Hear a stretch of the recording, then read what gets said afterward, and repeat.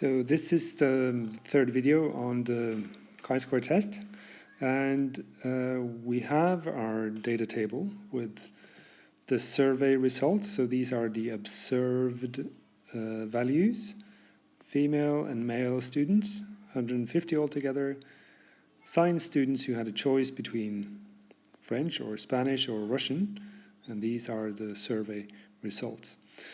So this is the observation. And then we had the expected values, what you would expect the numbers to be if we only knew the totals and were asked to find the probabilities that a given student was, for example, female and studied French. So these values differ from each other. And we're going to use these to find our chi-square value. Now the chi-square value is found for each cell. So we have cells in this table here by using the observed values and the expected values and push that through a formula. So we'll have a look at that formula now. So to find the chi-square value of the first cell, this cell here, we take and to reference that cell, we could put an index here.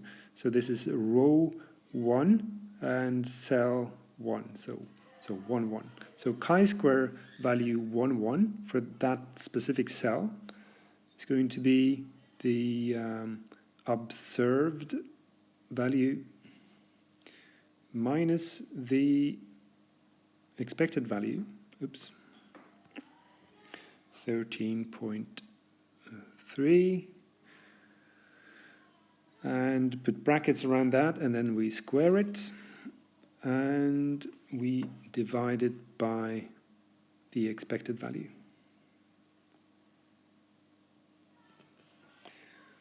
And if you put that into your calculator, you'll get approximately 1.39.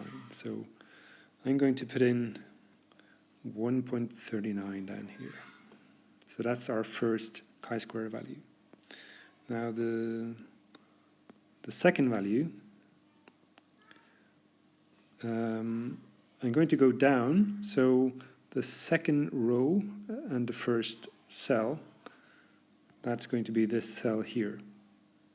So the chi-square value for male students who chose French.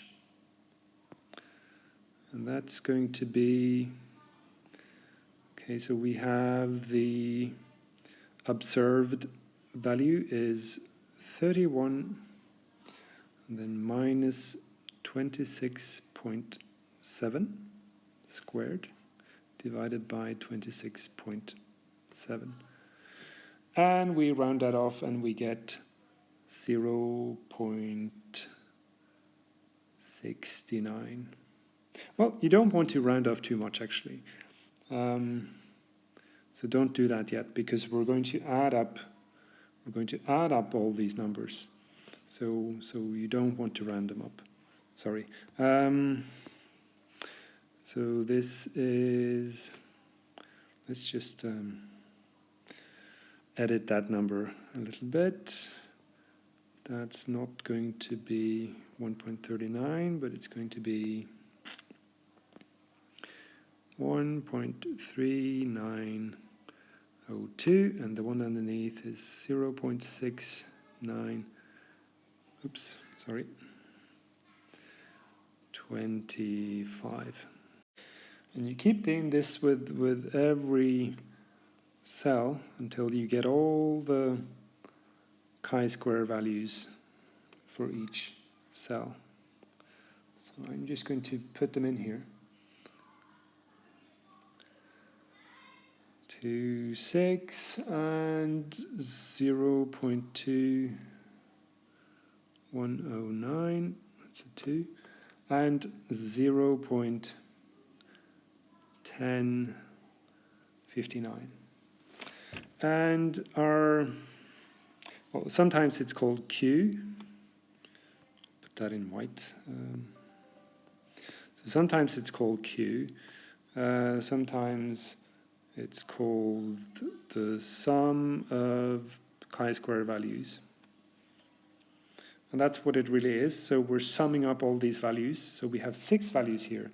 And if we sum them up, we get 4.75. So the reason why I don't want you to round them off too early is that you'll get an imprecise chi-square value. So after you get the answer for the sum, you can round it off to 4.75. Now, if our Q value is higher than a certain critical value, we can reject the null hypothesis.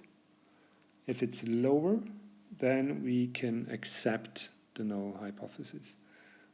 So we'll look at this in the next video, and I'll show you how we can compare this value to critical values.